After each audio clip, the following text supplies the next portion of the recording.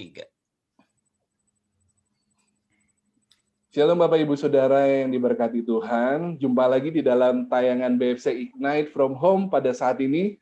Dan tentunya dengan topik-topik yang terus hal-hal baru yang kita akan belajar dalam tema-tema di dalam Alkitab tentunya. Dan kita mau sama-sama belajar hari ini satu tema atau satu topik yang unik dan menarik ya untuk kita sama-sama belajar. Dan bersama saya sudah ada Bapak Pendeta Hudus Pardede yang akan mengajar kita pada saat ini, dan saya percaya bahwa kita akan diberkati lewat pembelajaran kita saat ini. Dan juga ada bersama saya dengan ada Pak Jeffrey, Pak Melki, dan juga Pak Victor yang akan berdiskusi bersama-sama di dalam tayangan ini. Dan kita akan sama-sama memulai di dalam doa terlebih dahulu untuk membuka acara kita pada kesempatan ini. Mohon dengan hormat Pak Melki boleh pimpin doa untuk membuka.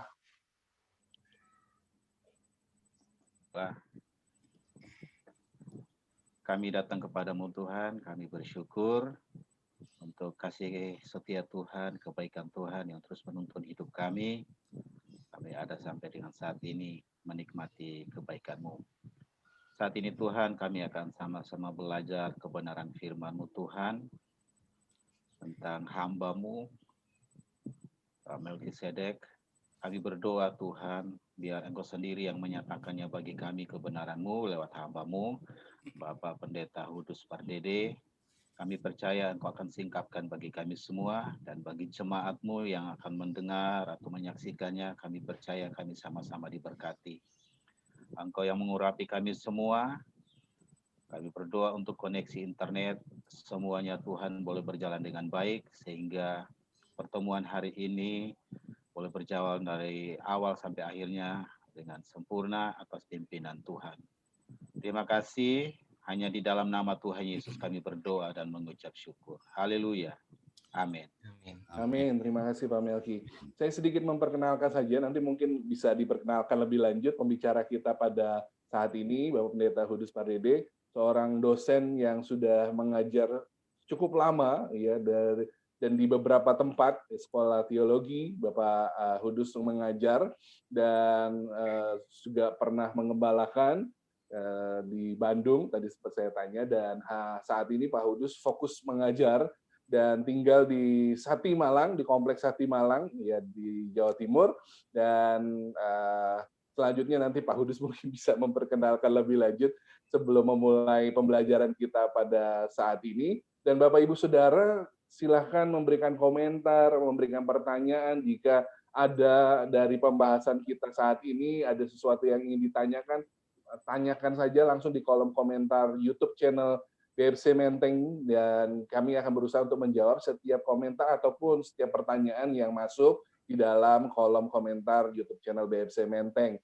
Dan kita akan sama-sama langsung saja mendengarkan pengajaran kita pada malam hari ini dengan sebuah tema, yaitu Melkisedek dan aturan-aturannya. Dan memang ini sesuatu yang sangat unik, dan hanya beberapa saat saja figur ini muncul di dalam Alkitab. Beberapa ayat saja di dalam Alkitab figur ini muncul, di Kejadian, di Mazmur, maupun di Ibrani. Dan mungkin ada banyak menjadi pertanyaan, siapakah Melkisedek itu? Dan kita akan menemukan jawabannya pada BFC Ignite pada saat ini. Ya, selamat menyaksikan. Tuhan Yesus memberkati. Saya langsung serahkan kepada Bapak Pendeta Hudus Pardede. Baik. Terima kasih untuk Pak Lukas yang juga telah sekaligus memperkenalkan saya tadi. Ini satu kehormatan yang diberi kepada saya untuk bisa berbagi, terutama tentang topik yang saya sendiri juga beberapa kali pernah ditanyakan oleh sejumlah orang Kristen, karena memang ada hal-hal yang cukup saya malah memakai istilah misterius tentang tokoh yang akan menjadi perbincangan kita. Ya, mungkin pada waktu yang berbeda nanti kita bisa mengenal lebih jauh. Kita akan menggunakan waktu ini saja untuk belajar tentang topik ini. Baik, saya akan langsung share saja kepada screen. Saya memakai judul yang sedikit menggelitik, yaitu Melkisedek Imam Misterius. Memang dalam tanda tanya, oleh karena masih banyak hal-hal yang apabila kita tidak mengerti dengan cara atau pola tertentu, memang figur ini menjadi sesuatu yang penuh misteri. Namun ketika kita nanti menggalinya dengan benar, maka sebenarnya ini justru sesuatu yang sangat memberkati, menguatkan, sebagaimana tepat seperti yang Paulus sudah pernah katakan bahwa segala tulisan yang diilhamkan Allah itu memang bermanfaat untuk mengajar, menyatakan kesalahan, memperbaiki kelakuan, dan mendidik orang dalam kebenaran. Tentu tidak terkecuali tulisan-tulisan tentang Melkisedek, tadi seperti yang disebutkan di 3 cuplikan, Kitab Kejadian, lalu Mazmur, dan yang justru paling banyak membahasnya adalah Kitab Ibrani ini. Nah, kenapa saya memakai kata misterius untuk menggugah ke pengenalan kita? Pertama-tama, kita bisa melihat bahwa memang Melkisedek ini adalah sebuah figur yang membutuhkan pemahaman untuk mengerti apa yang diinformasikan tentang dia, terutama nanti ketika kita sampai kepada Kitab Ibrani itu sendiri. Bagaimana juga muncul beberapa pertanyaan, bagaimana Abraham bisa mengenalnya serta mengakuinya sebagai imam, karena tidak disebut ada perkenalan, perbincangan, pertemuan sebelumnya, dan kemudian ketika pertemuan yang terkesan pertama, itu sudah langsung ada satu koneksi, baik koneksi dalam pengenalan secara pribadi, fungsi, dan juga apa yang dilakukan atau ditunjukkan oleh Abraham kepadanya, sekaligus juga apa yang Melkisedek lakukan kepada Abraham sendiri. Nah, mungkin juga muncul beberapa pertanyaan yang belum tentu semua pertanyaan ini kita akan jawab, kecuali itu nanti akan menjadi sebuah pertanyaan yang muncul dari rekan-rekan. Apakah El Elyon yang dalam nama yang dipakai untuk menunjukkan natur Melkisedek di Kitab Kejadian, dia disebut seorang imam Allah yang maha tinggi. Dalam bahasa Ibrani itu El Elyon. Sementara Allah menyatakan diri kepada Abram ketika itu namanya masih Abram. Jadi kalaupun saya pertukarkan dengan Abraham, kita anggap sama saja, dengan nama Yahweh atau apapun vokal yang mungkin bisa digunakan, Yehowa dan sebagainya. Mungkin juga muncul pertanyaan bagaimana penulis Kitab Ibrani menafsirkan informasi tentang Melkisedek yang tadi sudah disebutkan, sebenarnya sangat minim. Dicatat di Kejadian pasal 14, lalu kemudian hilang untuk jangka waktu yang cukup lama, lalu disinggung satu kali di Mazmur 110, setelah itu tidak pernah sama sekali disebut-sebut misalnya oleh para nabi, dan barulah bahkan di kitab Injil pun belum ada singgungan tentang Melkisedek. Baru penulis Ibrani membahasnya, bahkan cenderung lebih banyak dari informasi yang ada di Perjanjian Lama. Nah, mungkin juga muncul pertanyaan, apakah penafsiran Kitab Ibrani ini tidak melampaui penjelasan PL? Wong Melkisedek dibahas hanya sekilas saja, kok malah ini bisa setidaknya sampai 3 pasal. Mungkin juga bisa diperluas karena pembahasan tentang imam besar juga ada kaitannya di pasal 8 dan 9 misalnya dari Kitab Ibrani. Kemudian apa maksud penjelasan Kitab Ibrani bahwa Melkisedek itu tidak berbapa, tidak beribu, tidak bersilsilah, harinya tidak berawal, hidupnya tidak berkesudahan, dan dia dijadikan sama seperti anak Allah.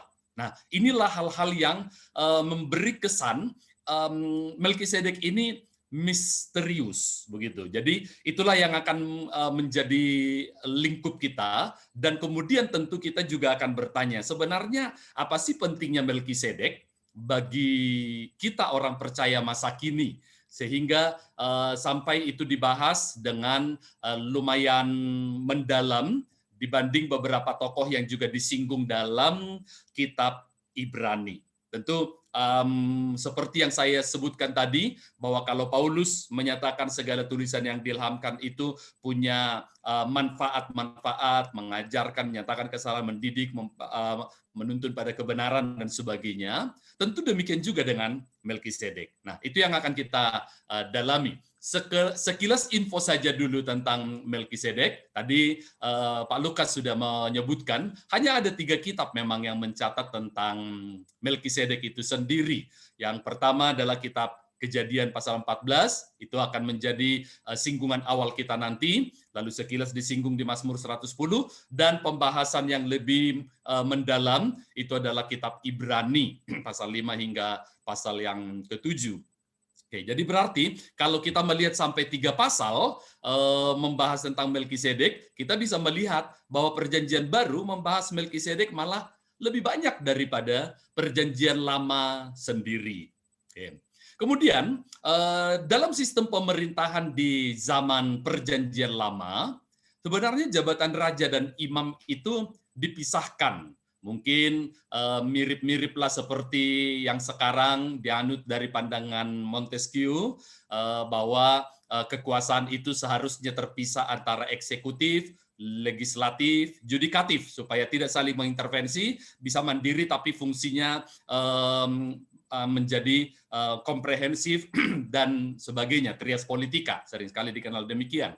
Nah, di masa Perjanjian Lama, jabatan raja dan imam itu dipisahkan karena memang perlu ada pemisahan, dan dalam beberapa peristiwa di Perjanjian Lama, ketika imam sudah tidak lagi bisa bekerja, berkarya secara mandiri sebagaimana yang ditugaskan oleh Tuhan maksudnya, maka imam bisa menjadi alat politik dari raja untuk memanipulasi jabatannya sebagai validasi dari apa yang raja ingin lakukan atau kerjakan. Nah, itu pernah terjadi misalnya dalam contoh zaman Ahab atau beberapa raja jahat, karena tahu bahwa akan ada nabi-nabi yang bersuara keras, lalu dia punya fans page ya. Jadi pendukung-pendukungnya dengan mengangkat imam-imam dan nabi-nabinya sendiri.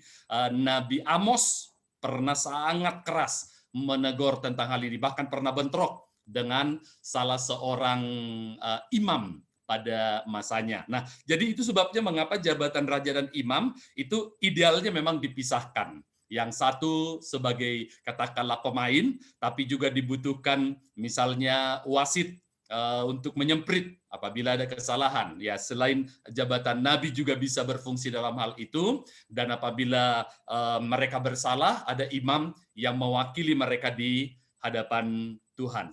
Sekalian juga mengajarkan tentang kebenaran. Nah, di dalam Perjanjian Lama, Melkisedek adalah orang pertama yang dicatat memegang kedua jabatan itu sekaligus. Tentu ini juga memunculkan pertanyaan. Berarti nanti bisa saja pemerintahannya menjadi tidak lagi berimbang dalam fungsi apapun yang dimaksudkan untuk masing-masing jabatan itu.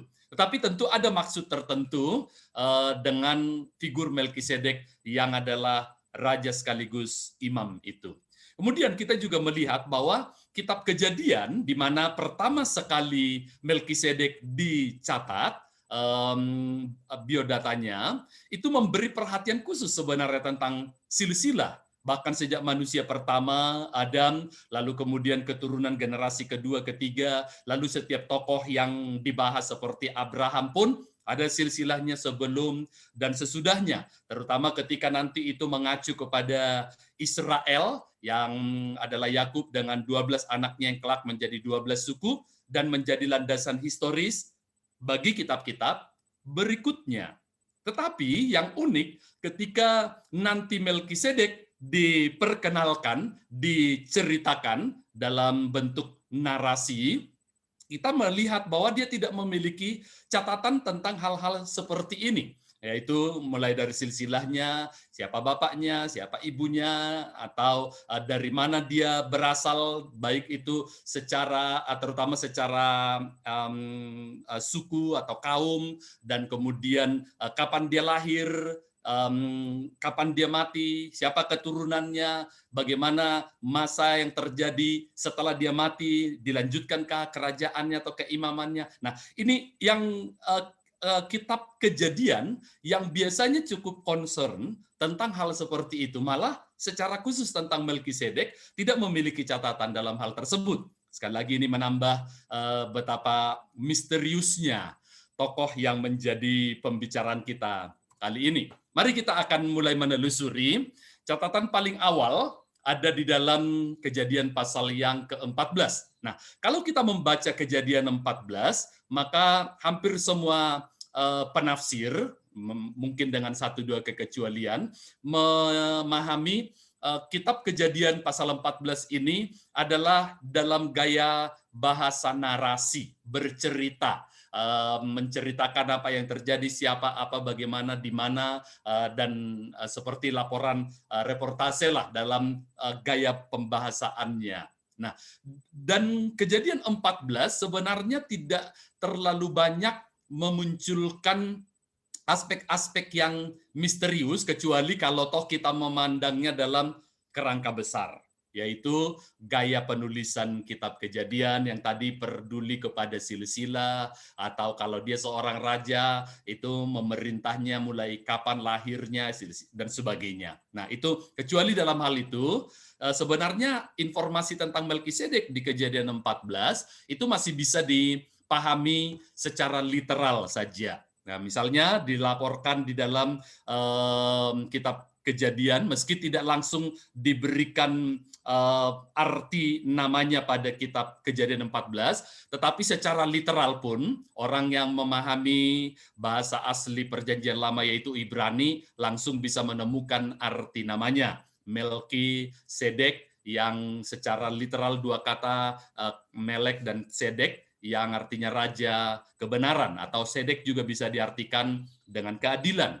Lalu kemudian disebutkan dia menjabat sebagai Raja Salem.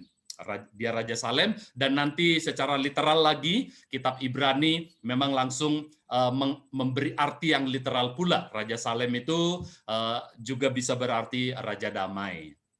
Kalau kita membaca sejumlah tafsir atau penjelasan para ahli, cukup banyak yang mencatat bahwa Salem ini adalah seperti nama-nama raja yang diceritakan di seputar peristiwa Kejadian 14 adalah raja-raja kota. Wilayahnya itu semacam satu kota, dipimpin seorang raja, tentu dengan perangkat dan syarat sebagai satu kerajaan atau pemerintahan, ada rajanya, ada rakyatnya, ada wilayahnya. Dan dengan memahami Raja Salem sama dengan makna literal Raja Sodom atau raja apa lagi, Raja Kedorlaomer, semua yang dikisahkan di Kejadian 14, maka Salem ini adalah sebuah kota. Banyak yang menyebutkan tadi, Salem itu sebenarnya nama paling lawas yang dalam era berikut menjadi dikenal sebagai Yerusalem, gitu. Nah, tetapi itu bukan area yang terlalu menjadi polemik. Kemudian kita juga tadi mencatat bahwa dengan menceritakan Melkisedek hadir berkarya atau melayani sebagai imam tentunya di zaman Abraham, maka kita mencatat satu data historis ini, bahwa Melkisedek hidup di zaman bapa leluhur. Kata bapa leluhur atau patriark dalam istilah Perjanjian Lama itu mengacu kepada 3 nama, yaitu Abraham, Ishak, dan Yakub. Gitu. Abraham, Ishak, dan Yakub. Dan kalaupun cakupannya kitab Kejadian kadang-kadang ditambah karena tokoh penting, walaupun tidak dianggap bapa leluhur, yaitu Yusuf. Hanya saja berbicara era saja, sehingga tidak secara khusus. Nah, ketika disebutkan tadi dia dalam interaksi dengan Abraham, kita mencatat berarti Melkisedek ini hidup di masa bapa leluhur. Pada masa bapa leluhur, kita mencermati belum adanya sistem seremonial, ibadah, aturan-aturannya, prosedural yang harus dilakukan, dan misalnya tempat ibadah yang bersifat tetap.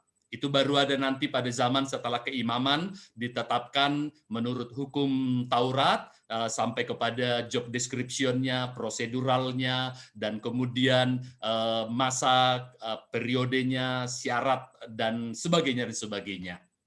Pada masa Bapak leluhur itu memang belum diatur. Kemudian kita juga mencatat istilah yang dipakai di sana sebagai imam Allah yang maha tinggi, yang dalam bahasa Ibrani dipakai kata El Elyon.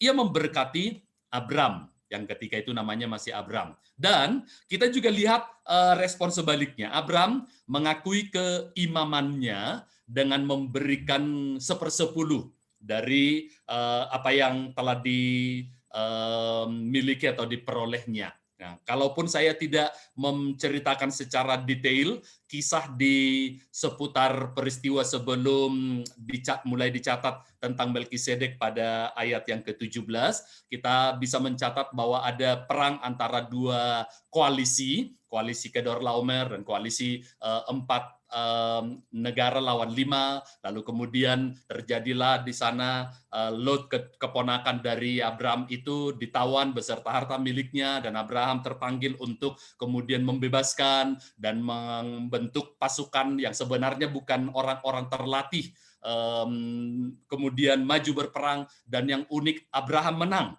Padahal mereka hanyalah orang-orang kebun, orang-orang pekerjanya, orang-orang yang ditugaskan beternak, membantu pekerjaan rumah tangga dan sebagainya, tapi bisa menang.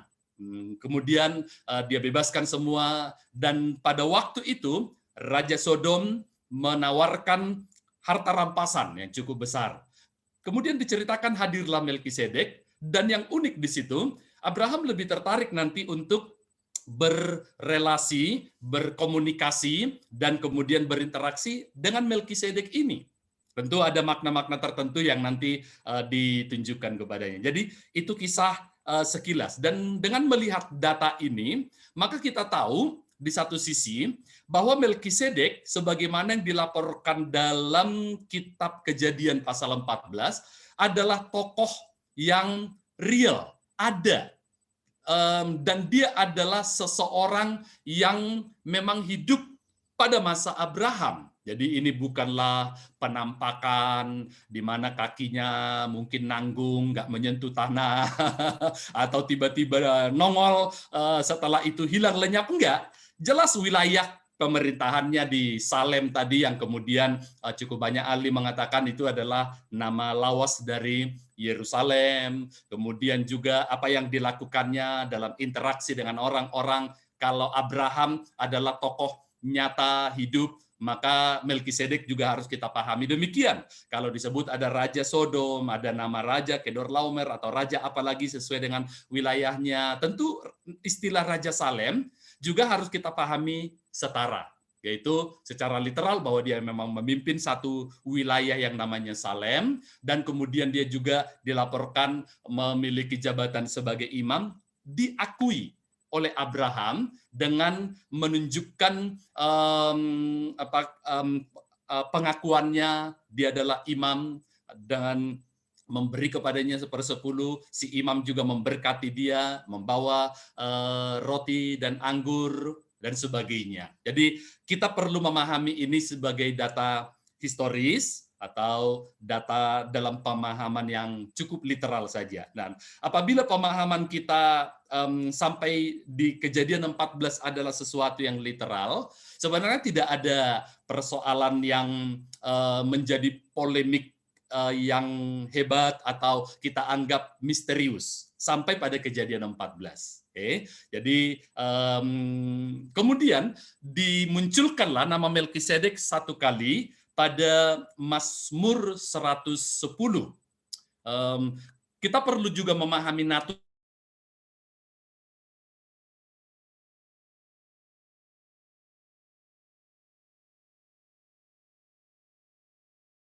puisi, atau lebih tepatnya syair lirik dari sebuah puisi untuk dinyanyikan. Dan kalau kita memahami juga secara spesifik Mazmur punya beberapa jenis, maka Mazmur 110 masuk kategori Mazmur mesianik. di mana di dalamnya si penulis Mazmur, yang kebetulan Mazmur 110 di ayat paling awal disebut adalah tulisan dari Raja Daud.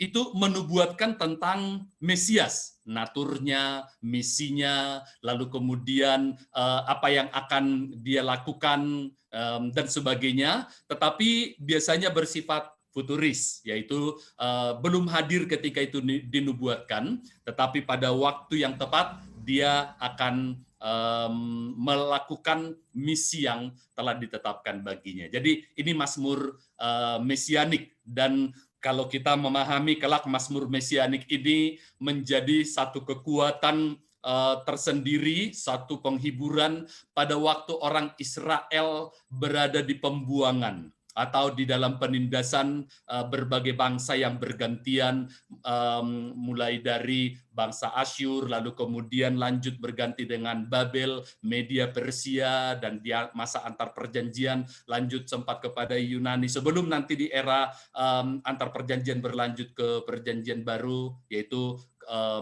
Kekaisaran Romawi. Nah, Mazmur-Mazmur mesianik ini meneduhkan hati mereka, membangkitkan pengharapan, tunggu tanggal mainnya, Mesias akan datang. Kira-kira Mazmur ini salah satu fungsinya ada di sana. Selain juga tentu bagi zaman Daud sendiri pun itu menjadi seperti sebuah penyembahan, pengakuan tentang siapa sang Mesias dalam keutuhannya. Nah, yang unik ketika kita mencermati Mazmur ini, Mazmur 110, ini adalah salah satu Mazmur yang 3 kitab Injil pernah mengutipnya. Ada ayatnya yang saya munculkan di sana, di Matius, di Markus, dan di Lukas. Dan kita tahu tadi, ayat-ayat ini, ayat di Mazmur 110 maksud saya, itu dipakai oleh Yesus untuk meneguhkan kemesiasannya. Dan juga kita bisa lihat bagaimana Yesus nanti menjelaskan dirinya sebagai penggenap dari Mazmur tersebut, dan bahkan sampai nanti dibahas bahwa ketika Daud sendiri sudah secara profetik atau secara bernubuat mengatakan kepada sang Mesias itu adalah Tuanku.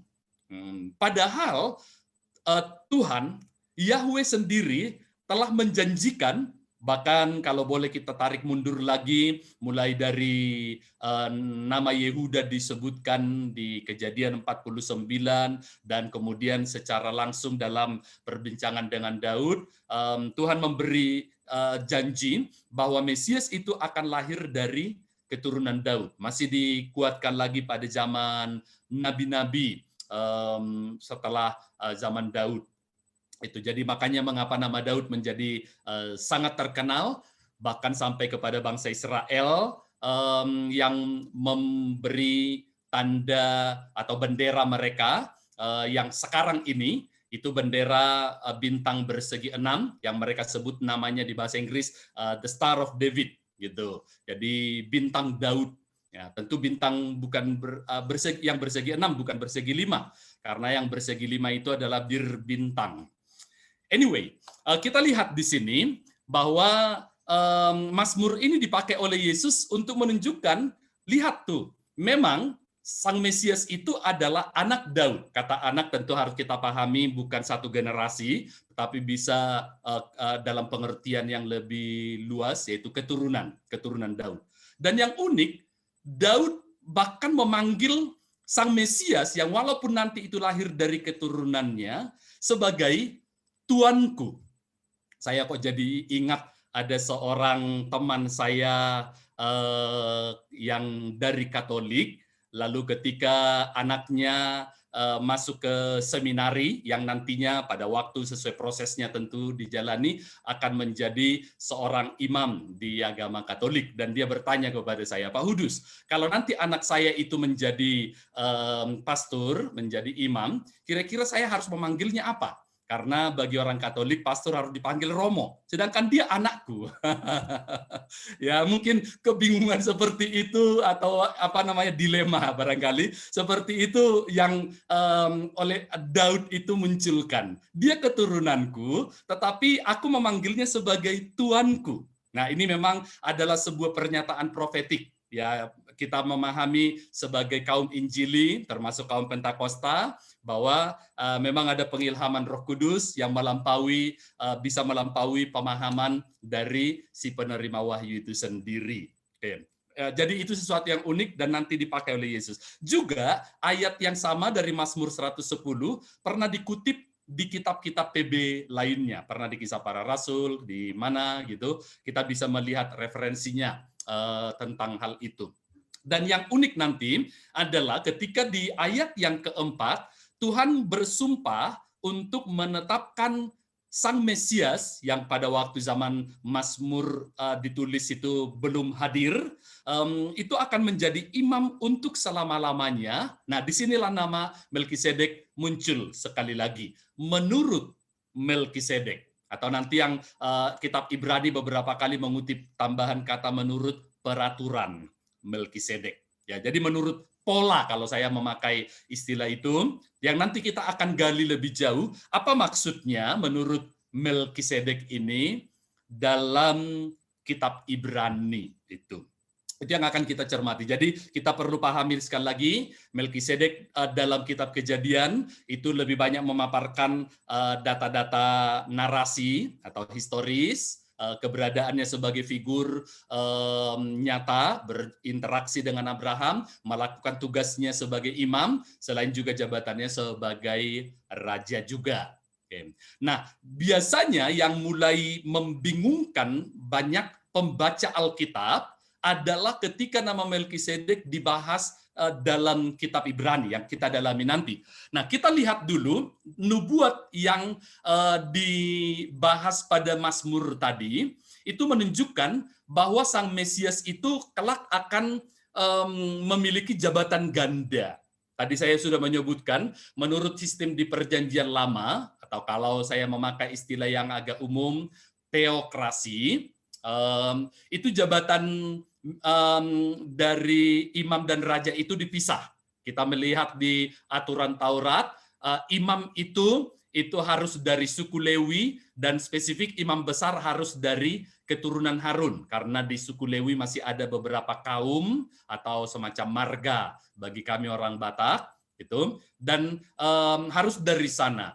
Sementara jauh-jauh hari kitab Kejadian telah menyampaikan nubuat raja itu yang memegang tongkat kerajaan adalah dari suku Yehuda.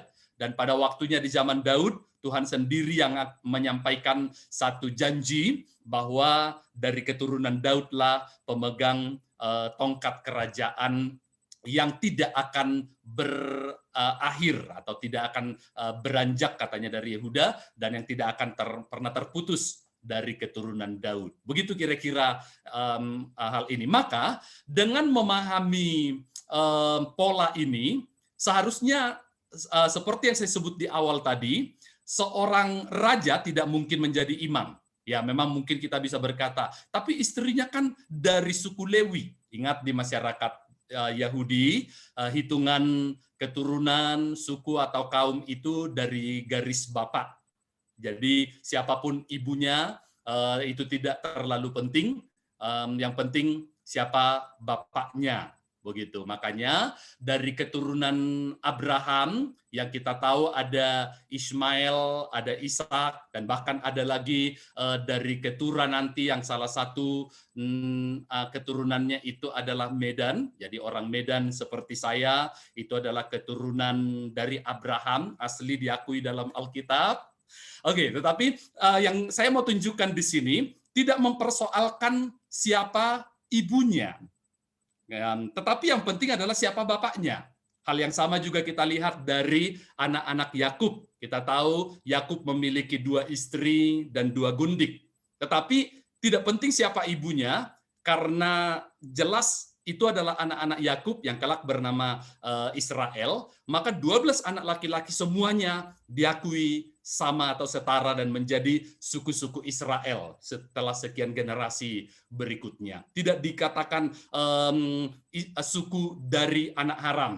Nggak ada istilah anak haram di zaman perjanjian lama, termasuk untuk yang dari gundik. Nah, perlu kita pahami ini. Sehingga dengan pola demikian, maka kalau dia dari suku Yehuda dari garis keturunan bapak, paling mungkin dia hanya berpotensi menjadi raja. Atau sebaliknya, kalau dia dari suku Lewi dan tidak mungkin dua suku rangkap karena hanya dihitung dari jalur garis bapak saja, maka paling dia hanya berpotensi menjadi imam. Tapi lihatlah tadi bagaimana Mazmur lalu memberikan suatu model bahwa Sang Mesias itu nanti, selain dia adalah dari keturunan raja, makanya disinggung tadi tentang Daud, tapi juga adalah imam.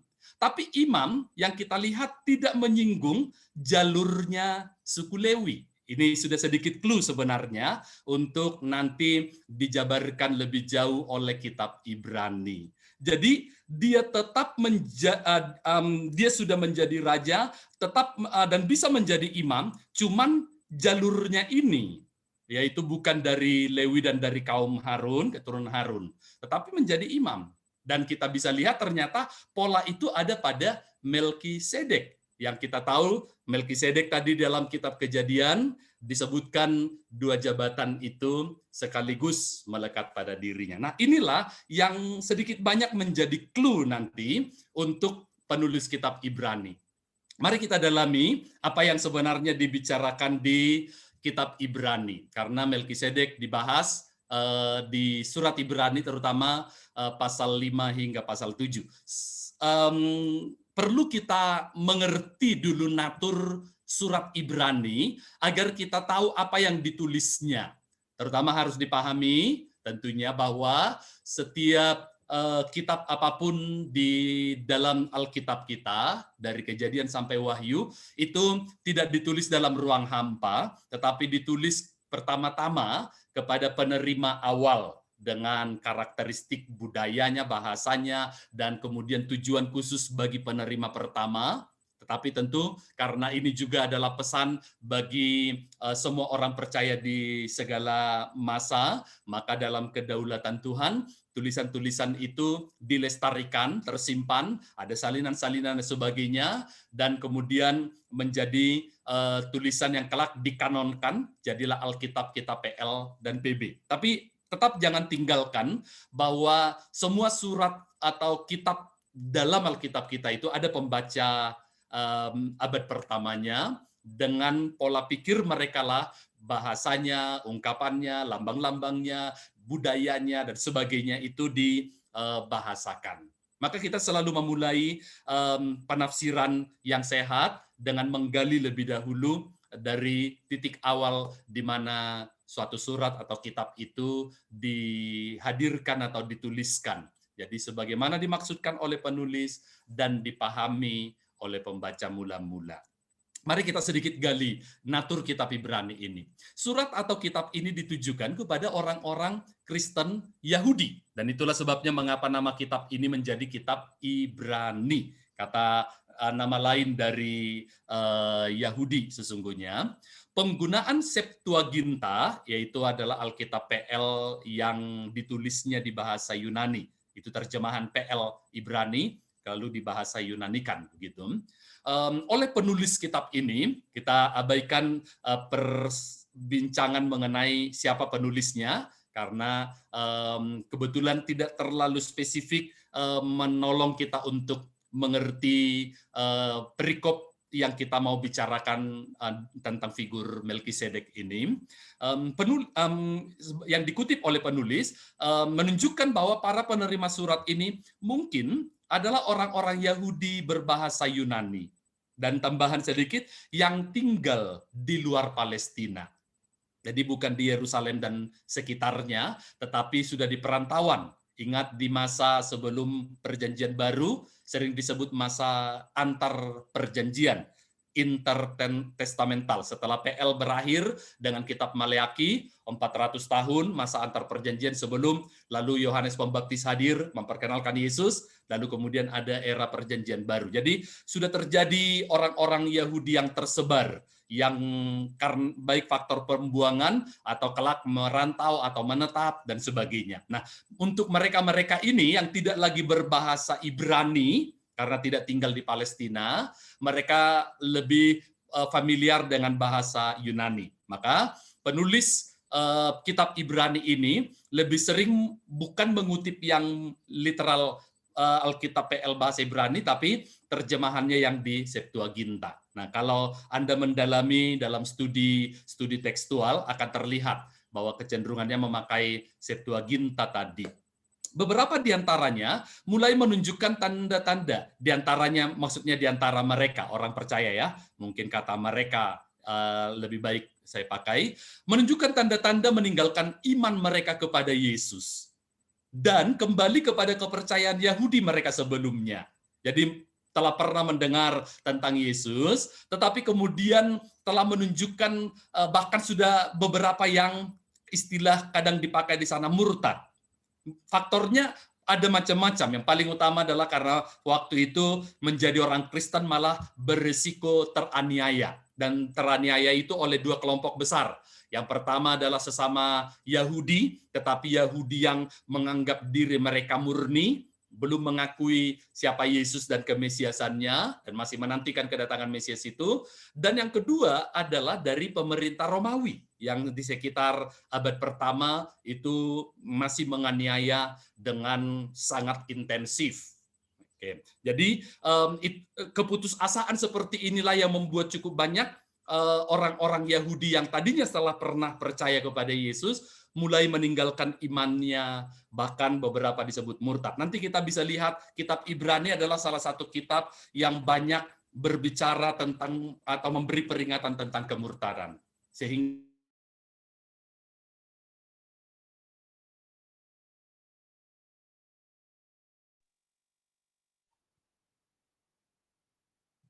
ini salah satu tujuan utama penulisan kitab Ibrani untuk membawa mereka, ayo balik. Tapi bagaimana? Aku sepertinya nggak diyakinkan dengan melihat Yesus yang selama ini saya dengarkan. Nah, lalu diperkenalkanlah Yesus dengan pengenalan yang benar dan lebih mendalam. Dengan membuat perbandingan pada kepercayaan Yudaisme yang sebelumnya mereka anut atau yang terus-menerus digencarkan secara propaganda, doktrinal atau apapun, indoktrinasi, dan kemudian juga dengan risiko ancaman dan sebagainya. Itu kira-kira. Maka saya ingin memperkenalkan kepada kalian Yesus yang telah pernah kalian percaya, atau kalaupun mereka baru prospek orang Yahudi yang belum percaya, kau perlu mengenal Yesus secara lebih mendalam. Bukan versi gosip, bukan versi katanya-katanya, bukan versi pembenci, haters dan sebagainya, tetapi seutuhnya. Nah, salah satu aspek yang dalam pembahasan kita hari ini relevan adalah aspek keimaman Yesus. Karena saya menyebutkan tadi di bagian awal, keimaman Yesus itu sebenarnya nggak pernah disinggung secara eksplisit, baik oleh penulis-penulis Injil, Matius, Markus, Lukas, Yohanes, itu kan nggak pernah membahas Yesus sebagai imam. Sebagai raja ada, sebagai nabi yang membawa suara Tuhan, ya implisit mungkin ada, tapi imam hampir tidak ada. Jadi kitab Ibrani adalah yang pertama membahas dimensi keimaman Yesus itu, dan itu ada tujuannya, gitu ya. Oke, mari kita lihat kalau begitu, dengan tujuan semacam inilah karakteristik kitab Ibrani ini menolong kita untuk mengerti kenapa Yesus diperkenalkan dengan cara yang seperti ini, termasuk dihubungkan dengan Melkisedek. Menghilangkan aspek ini akan membuat tadi Melkisedek menjadi tokoh yang misterius dan Yesus menjadi sepertinya nggak nyambung, dipaksain banget. Kalau istilah orang hermeneutik itu bukan eksegesis, tapi eisegesis, seolah membawa gagasan kita, memaksa ayat untuk meyakini. Tapi tidak demikian. Mari kita pahami beberapa karakteristik kitab Ibrani. Saya hanya mengambil yang relevan saja, sebenarnya ada beberapa poin lain. Ajarannya tentang Kristus ini sangat kaya variasinya dan memakai lebih dari 20 nama dan gelar untuk Kristus. Jadi bayangkan nama dan gelar yang dipakai untuk memperkenalkan Kristus. Nah, inilah salah satunya kitab PB tadi yang mengembangkan konsep pelayanan Yesus sebagai imam besar atau gelar sebagai imam besar. Tapi kan tadi terganjal, kalau mau jadi imam besar harus dari jalur Lewi, keturunan Harun. Nanti lalu kitab Ibrani memperkenalkan enggak, bisa kok dia menjadi imam besar tanpa harus dari keturunan Harun. Bagaimana caranya? Nanti itu yang akan diperkenalkan dan itu make sense, masuk akal untuk orang Ibrani yang berpikir dalam pola seperti itu. Di kitab Ibrani, kata kunci yang sangat sering muncul adalah kata lebih baik. Kata ini muncul 13 kali.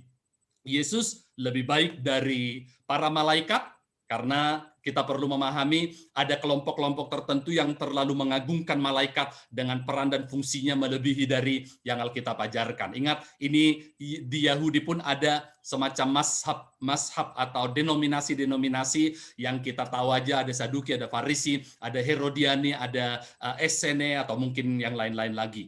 Oke. Lalu diperkenalkan oleh Ibrani nanti, kalaupun kalian percaya konsep malaikat seperti apa, Yesus lebih hebat. Kemudian ada tokoh yang diperkenalkan, tapi sekali lagi Yesus lebih baik. Diperkenalkan tentang kami punya konsep yang luar biasa, sabat, perhentian. Nah, lalu diperkenalkan Yesus itu adalah sahabat yang sejati, bukan sahabat ya, sabat karena tentang perhentian. Perjanjian juga demikian. Yesus adalah berit atau perjanjian yang baru, digenapkan semua yang di perjanjian lama dalam dirinya, pengharapan, keimaman, korban perdamaian, janji-janji yang lebih baik. Jadi kita bisa memahami karena kitab Ibrani ini ditulis baik memperkenalkan Yesus kepada prospek orang Yahudi yang belum percaya, maupun orang Yahudi yang mulai ragu akan imannya atau mau meninggalkan. Termasuk tentu orang percaya yang tetap setia, ini makin meneguhkan. Begitulah pembahasannya. Surat Ibrani ini berisi pasal yang paling menonjol dalam Alkitab mengenai iman dengan memakai tokoh-tokoh PL. Nah, termasuk nanti di pasal 11 itu ada tokoh yang sangat dihormati, diagungkan sedemikian rupa oleh orang Yahudi. Lalu kemudian nanti diperkenalkan, tahu nggak kalian? Abraham memang luar biasa oleh imannya, lalu dia melakukan apa? Mengorbankan ini, taat apa yang diperintahkan oleh Tuhan. Tetapi yang unik nanti kitab Ibrani lalu memperkenalkan Yesus. Hebat kan Abraham? Tapi lebih hebat lagi Yesus. Nah, begitu kira-kira bahasa Ibrani ini, kitab Ibrani maksud saya. Kitab ini syarat dengan kutipan dan petunjuk kepada perjanjian lama. Maka tentang Melkisedek tadi kan referensinya perjanjian lama, Kejadian dan Mazmur. Sehingga memberikan pengertian yang berharga mengenai penafsiran umat Kristen mula-mula terhadap sejarah dan ibadah PL. Jadi kita jadi lebih ngerti perjanjian lama setelah kita membaca perjanjian baru. Walaupun berhenti di perjanjian lama telah bisa menolong kita memahami seperti orang Yahudi, tetapi dengan membaca balik dari perjanjian baru malah lebih terang lagi, lebih lengkap, lebih utuh. Begitu, khususnya dalam bidang lambang-lambang. Nah, dan yang poin terakhir dalam karakteristik ini, surat ini memberikan lebih banyak peringatan mengenai bahaya-bahaya kemurtadan rohani. Tadi yang saya sebut, salah satu tujuan pentingnya. Dibanding kitab manapun dalam perjanjian baru. Sehingga karena ini ada di benak si penulis, maka dia mencoba memaparkan, memperkenalkan dalam bahasa dan target di benaknya orang-orang yang seperti ini. Oke, saya mungkin perlu memperkenalkan model penafsiran Judeo-Greek istilahnya. Judeo itu adalah Yahudi, Greek itu Yunani, yaitu orang-orang Yahudi tapi telah berpola pikir secara Yunani. Ingat tadi ini adalah orang Yahudi terdiaspora tadi kan, di bangsa-bangsa. Dan telah terjadi perkembangan dari pemahaman mereka tentang perjanjian lama. Perjanjian lamanya sama, tetapi pemahaman orang Yahudi dengan mazhab-mazhabnya itu telah beragam, berbeda. Nah, ada sebuah model penafsiran orang Yahudi yang sangat familiar, sangat terkenal. Nah, kalau sekedar memberi informasi, kalau kita membaca nanti kitab Wahyu, maka kita juga perlu memahami kitab Wahyu dalam cara Judeo-Greek, tapi tidak sama dengan Ibrani ini karena naturnya beda. Kalau yang itu Apokalipsis namanya. Oke, kita abaikan saja dulu sisi itu, kita fokus ke kitab Ibrani ini. Model tafsir yang ada pada orang Yahudi Yunani yang berpola pikir dan bersastra Yunani adalah namanya pardes. Sebenarnya pardes itu singkatan dari 4 istilah ini. Peshat, Remesh, Derash, dan Sod. Dan ini sering sekali saling berbaur. Artinya hampir tidak ada penafsiran yang hanya memakai satu model. Kalau penjelasannya ada di sana, tafsiran Peshat itu kalau arti literalnya maksudnya Peshat artinya lurus apa adanya, dan ini adalah model penafsiran yang literal. Lalu Remesh itu artinya petunjuk, dan penafsiran ini model penafsiran simbolis atau kadang-kadang juga alegoris. Alegoris itu memberi makna rohani terhadap bisa benda, wujud, atau mungkin jabatan atau apapun yang dipakai. Lalu tafsir model derash, arti derash itu dalam bahasa Ibrani adalah mencari, ini adalah pendalaman. Dan pendalaman itu sering dilakukan dengan cara salah satunya komparasi. Dan tafsiran sod, itu adalah yang artinya sod itu artinya rahasia atau misteri, artinya diungkapkan sesuatu yang tidak ada pada teks itu, tetapi disingkapkan makna rohaninya. Ada miripnya agak alegoris, tetapi inilah yang model yang sering digunakan oleh orang Judeo-Greek pada masa itu. Nah, kalau kita memahami kitab Ibrani ditulis dan ditafsirkan dengan model ini, maka bagi orang Yahudi di abad pertama, ini make sense banget, meyakinkan banget. Cocok nih, ternyata kalau kita terapkan model tafsir begini, ini menolong kita jadi ngerti siapa Yesus ya. Ternyata nggak seperti yang kita pahami atau kenali dan sebagainya. Nah, kita perlu memahami ini, saya tidak akan memisahkan satu persatu model yang pesat, tafsirannya yang mana, tapi dengan kerangka inilah kita jadi ngerti Ibrani 7. Sehingga yang tadinya misteri, yang saya sebut tadi di judul, yaitu Melkisedek, imam misterius, gitu, jadi terungkap. Jadi ngerti kita minimal dengan pola pikirnya pembaca Ibrani. Seperti apa? Nah, mari kita akan memahami Melkisedek menurut kitab Ibrani sekarang. Tadi kita sudah menyebut, saya tidak membaca ayatnya secara lengkap. Asumsi saya adalah para pendengar, pembelajar membaca ini. Mungkin cuplikan-cuplikannya nanti saya baca dari kitab Ibrani. Di dalam kitab Ibrani sekarang, Yesus diperkenalkan sebagai imam besar. Nah, kita sudah tahu di benaknya orang Yahudi, imam besar itu adalah imam besar Harun dan keturunannya. Tapi malah diperkenalkan lebih besar lagi ke imam besaran Yesus. Nah, tadi saya sudah jelaskan menurut aturan keimaman, imam besar harus dari keturunan Harun.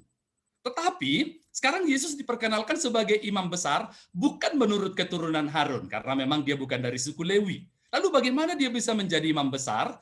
Menurut peraturan Melkisedek. Itu sudah diawali pasal 5 ayat 6 dan pasal 5 ayat 10, pasal 6 ayat 20 menurut peraturan Melkisedek. Lalu diperkenalkanlah, dijabarkan di Ibrani pasal 7 nantinya. Melkisedek menjadi imam besar bukan berdasarkan keimaman Harun, tetapi keimaman pola Melkisedek. Nah, perlu kita ingat secara urut, Harun belum ada pada masa Melkisedek. Melkisedek itu ingat tadi sejaman dengan Abraham. Abraham, generasi sesudahnya adalah Ishak, generasi ketiganya adalah Yakub yang menjadi nama Israel. Yakub nanti baru ada 12 nama anaknya yang menjadi suku, Lewi di sana, Yehuda di sana. Jadi masih ada 4 generasi ke atas sebelum Lewi ada. Belum lagi menghitung dari Lewi sampai nanti Musa. Berapa generasi lagi baru membuat Taurat. Jadi sebelum ada keimaman Harun, sudah ada keimaman pola Melkisedek. Nah, itu tafsir Pardes tadi yang saling berbaur itu demikian. berdasarkan penetapan dari mana? Ya penetapan dari Tuhan. Karena kalau kita membaca kitab Kejadian 14 tadi, sejak kapan Melkisedek menjadi imam? Orang pembaca kitab Kejadian tidak mempertanyakannya karena apa? Tuhan sendiri baik dari dalam anugerahnya serta kedaulatannya berhak menentukan siapapun menjadi imam. Begitu. Maka kalau Tuhan menetapkan Melkisedek menjadi imam, siapa kita berani mempertanyakannya? Bahkan Abraham yang bapa leluhur kita, itu di poin yang kedua, pun mengakui keimaman Melkisedek. Lah kita yang ngaku keturunan Abraham juga harus mengikuti bapa leluhur kita. Akui keimaman model Melkisedek juga. Nah, lalu nanti dijelaskanlah keimaman Yesus itu adalah keimaman bukan pola Harun yang harus dari suku Lewi dan dari keturunan Harun sendiri, tapi pola Melkisedek. Tuhan menetapkan. Makanya dikutiplah tadi juga kitab Mazmur, Tuhan sendiri bersumpah, kan begitu tadi, dia akan menetapkan sang Mesias itu akan menjadi imam selama-lamanya menurut aturan Melkisedek. Begitulah terhubung sekarang Kejadian, Mazmur di kitab Ibrani ini. Bahkan kalau kita membaca lebih lanjut, keimaman Yesus masih lebih besar loh dari Harun dan Melkisedek. Kalau kita membaca itu mulai ayat 11, keunggulannya yang tidak ada pada Harun dan Melkisedek itu ditunjukkan. Nanti saya kutip satu cuplikan penting dari sana. Iman yang berdasar pada Yesus, yang adalah sang raja, imam, juga sekaligus nabi, tapi tentang nabi tidak dibahas dalam bagian ini. Artinya dia rangkap semua jabatan itu lengkap pada dirinya. Kalau kita menaruh iman pada Yesus yang sedemikian, maka iman kita tidak akan goyah, kita tidak akan mundur. Kan kalau kita masih ragu-ragu untuk menerima Yesus sebagai Mesias, maka inilah buktinya. Kalian harus tidak bisa lagi menolak karena dasarnya argumentasinya dari PL dan buktinya dalam diri Yesus tergenapkan. Ia dapat diandalkan dalam semua bidang kehidupan. Nah, begitulah nanti Melkisedek diperkenalkan pada kitab Ibrani. Maka dengan model tersebut, mulai dari pola keimaman Melkisedek, dan kemudian tujuan penulisan tadi, siapa yang menjadi penerimanya, apa maksudnya, tambah lagi model penafsiran Pardes. Ibrani 7 ayat 1 dan ayat-ayat berikutnya kita bisa pahami. Maka frase yang biasanya misterius tadi, tidak berbapa, tidak beribu, tidak bersilsilah, ini memang berbicara dalam konteks keimaman. Seorang imam menurut keimaman Harun harus jelas siapa bapaknya, siapa ibunya, dari mana silsilahnya. Karena kalau dia tidak qualified dari sisi ini, dia sudah gugur dulu masuk kotak. Tapi Ibrani memperkenalkan, nggak usah persoalkan. Dan bacalah kitab Kejadian. Melkisedek menjadi imam tidak disebut siapa bapaknya. Jadi pengertian tidak berbapa ini bukan sebenarnya dia tokoh dalam arti misterius. Seolah-olah tiba-tiba nongol entah dari mana, lalu kemudian seperti mungkin kisah-kisah dongengnya Danau Toba, lalu ada atau Joko Tarub, melihat perempuan mandi, peri itu disembunyikan pakaiannya dan sebagainya. Enggak, itu tidak demikian. Dalam kerangka keimaman, dia tidak ada catatan tentang bapak, ibu, silsilah. Lalu kapan dia lahir tidak terlalu penting. Kapan dia mati? Karena kalau seorang imam mati otomatis masa keimamannya berakhir, digantikan imam yang berikut. Dan karena ia dijadikan sama dengan anak Allah. Nah, ini juga tidak kalah membingungkannya. Berarti ada orang yang selevel dengan anak Allah yang kita tahu tentu maksudnya adalah Yesus. Loh, kalau ada yang selevel berarti salah dong lagu-lagu kita selama ini. Tiada yang seperti engkau. Loh, ada dijadikan sama. Enggak. Dalam pengertian, dalam pola keimaman. Itu loh. Kalau kita memahami di kerangka itu tadi, maka tidak ada lagi yang sebenarnya terlalu misterius dalam frasa-frasa ini. Dan atas dasar itu, karena Yesus tidak ada matinya, nggak pernah mati karena dia hidup selama-lamanya, maka dia qualified menjadi imam sampai selama-lamanya. Itu pemahaman itu yang perlu kita taruhkan. Keimaman Lewi Seperti kita lihat keterbatasannya salah satunya, sebenarnya ada beberapa keterbatasan lain, tapi dengan pertimbangan waktu saya tidak jabarkan semua, itu tidak mungkin berlaku selamanya. Misalnya di Ibrani 7 ayat 23, 24, mereka dicegah oleh maut untuk tetap menjabat imam. Tetapi karena ia yang bicara tentang Kristus tetap selama-lamanya, imamatnya tidak dapat beralih kepada orang lain. Kita tidak butuh imam besar, termasuk yang bergelar Habib atau apapun. Karena dia sudah menjadi imam selama-lamanya. Dan karena dia hidup selama-lamanya dan menurut pola Melkisedek, tidak perlu dialihkan. Kita tidak perlu cari lagi, dia udah sempurna. Dan kesempurnaannya juga nanti dijabarkan. Beberapa ayat di Ibrani 7 itu sendiri. Makanya mengapa keimaman Yesus masih lebih baik, lebih tinggi dari Harun dan bahkan Melkisedek. Nah, sekedar untuk menunjukkan, saya boleh mengajak kalian untuk membandingkan beberapa terjemahan Alkitab, misalnya tentang Ibrani yang membingungkan tadi, agar kita mendapat pandangan yang lebih komprehensif. Terjemahan baru yang tadi saya kutip, ia tidak berbapa, tidak beribu, tidak bersilsilah, memang itu terjemahan yang literal. Terjemahan baru cenderung literal, sedekat mungkin dengan teks asli, tetapi sisi kelemahan terjemahan yang terlalu literal adalah itu membingungkan kalau orang tidak karena gagasan itu yang literal belum tentu diseberangkan. Hanya arti kamusnya terseberangkan, tapi maknanya sering sekali sudah berbeda. Nah, kalau saya mencoba membandingkan Ibrani 7 ini dengan salah satu terjemahan yang saya rekomendasikan, terjemahan sederhana Indonesia, TSI, Alkitab software saudara di HP bisa juga mengunduh itu. Kebetulan saya pernah menjadi salah satu konsultan di beberapa kitab dan PL-nya masih dalam proses penyelesaian. Ibrani 7 ayat 3 di terjemahan sederhana Indonesia menolong kita melihat bukan cuma arti literal tapi juga maknanya. Seperti ini bunyinya, tetapi tidak ada tulisan dalam kitab suci mengenai bapaknya atau tempat asalnya. Juga tidak ada keterangan tentang di mana dia dilahirkan atau kapan dia mati. Jadi Imam Melkisedek bisa disamakan seperti anak Allah sendiri yang bertugas sebagai imam untuk selama-lamanya. Memang itu bukan terjemahan literal, tetapi itu terjemahan berdasarkan makna. Makna yang ada dalam kerangka berpikir, sehingga ini bukanlah terjemahan yang nambah-nambahin, enggak. Para teolog yang terlibat dalam penerjemahan TSI misalnya, itu juga adalah orang-orang yang dapat diandalkan kesarjanaannya. Saya mau mengakhiri pada butir ini. Lalu ngapain sih sebenarnya kalau cuman dimaksudkan untuk orang Yahudi yang terdiaspora, lalu untuk kita, ini kan kalaupun itu masuk akal, make sense buat mereka, what about us? Begitu kan?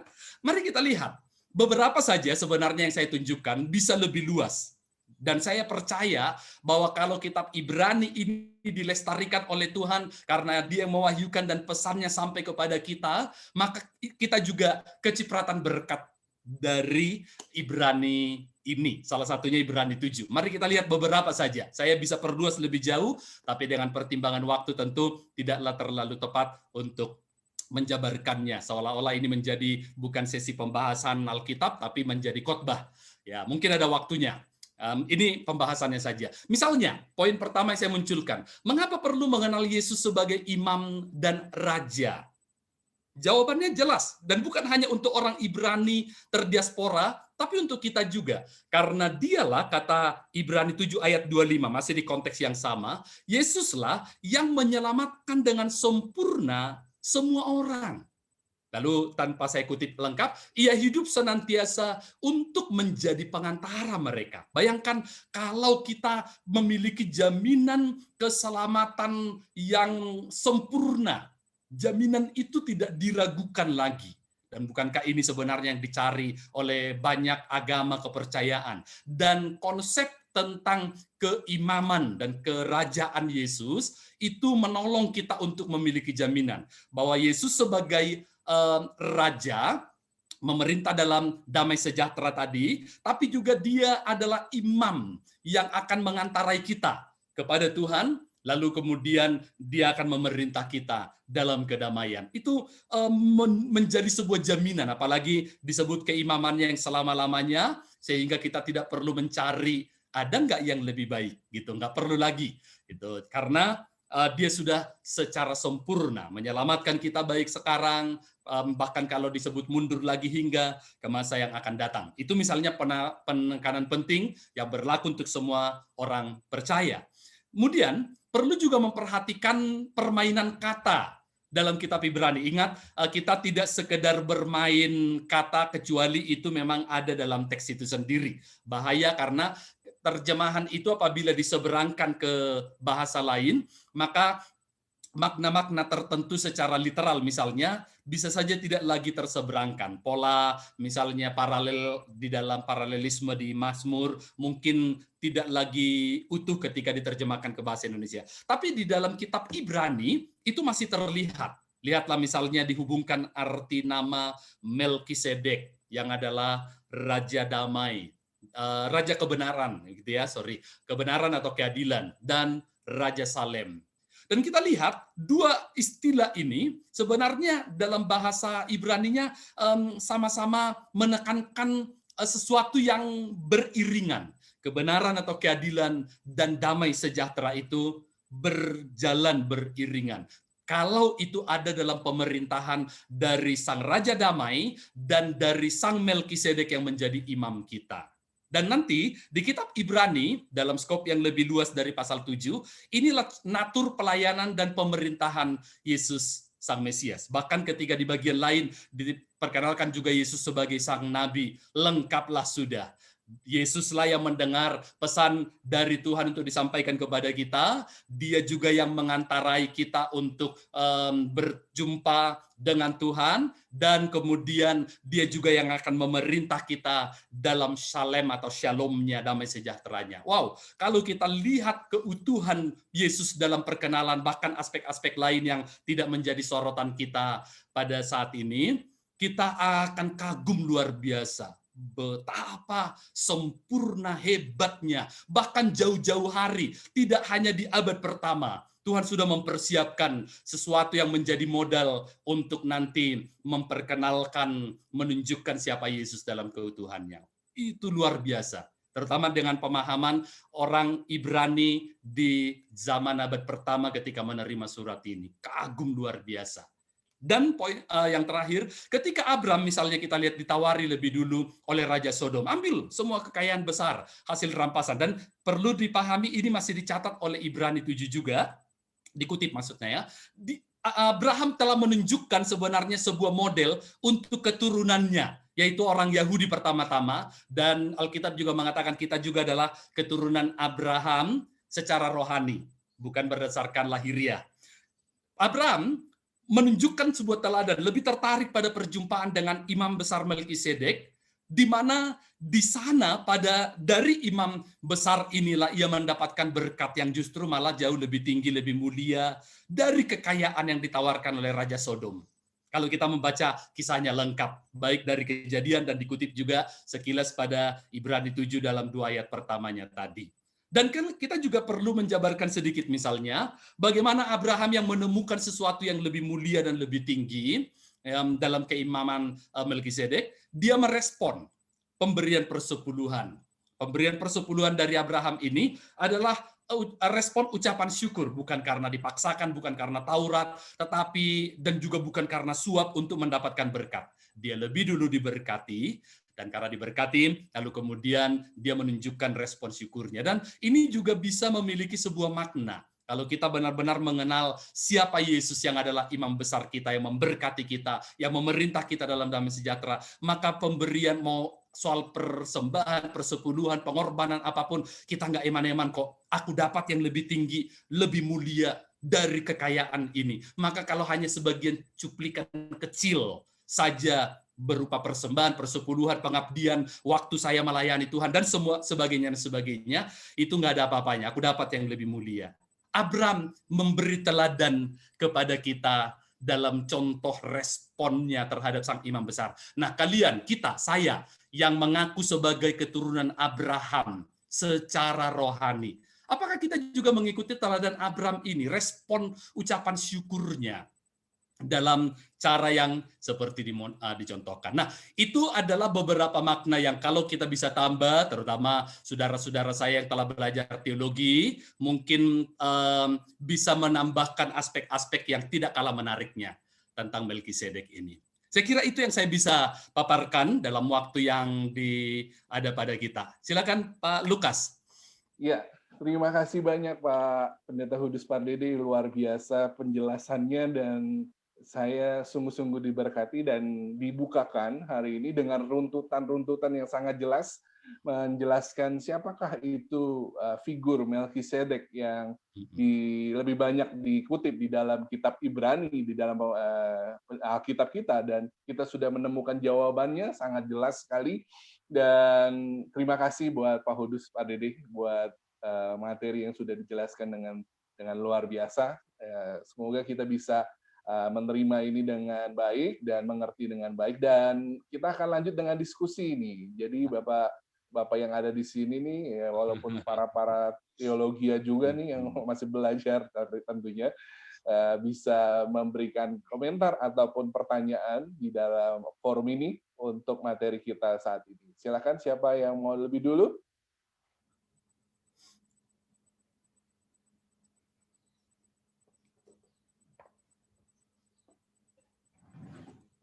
Pak Victor atau Pak Melki, Pak Jeffrey? Saya. Pak Melki, silakan. Iya. Pak Hudus. Jadi kalau kita melihat dalam konteks gambaran masa depan, berarti Melkisedek ini memberikan satu gambaran tentang Kristus sendiri ya. Menjadi pertanyaan ini adalah tadi kan Bapak sempat sebutkan tentang qualified atau kualifikasi menjadi seorang imam, menjadi seorang raja ya. Iya. Saya cuma melihat secara historis aja bahwa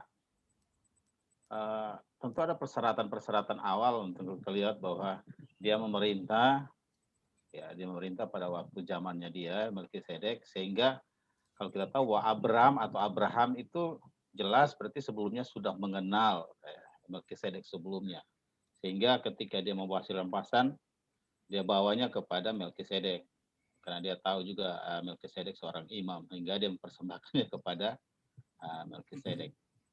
Pertanyaannya kualifikasi apa yang menjadi persyaratan sebagai seorang imam pada waktu itu?